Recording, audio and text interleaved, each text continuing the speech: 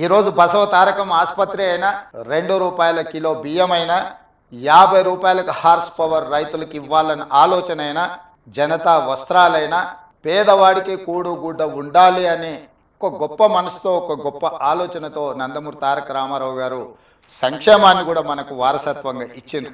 అందుకే యువమిత్రులు లోకేష్ అండ్ భరత్కి నా సూచన, సినీ రంగం ఎలాగూ మా బాలకృష్ణ గారు చూసుకుంటారు, అది వదిలేసి రాజకీయం సంక్షేమం వీళ్ళిద్దరూ ఇంకా ముందుకు తీసుకెళ్ళాలి.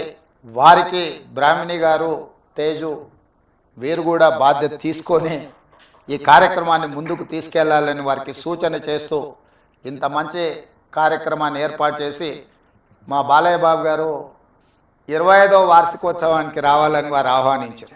కానీ చైర్మన్ బాలకృష్ణ గారికి నేను ఇంకొక మాట ఇస్తున్నా, 30వ వార్షికోత్సవానికి కూడా నేనే వస్తాను.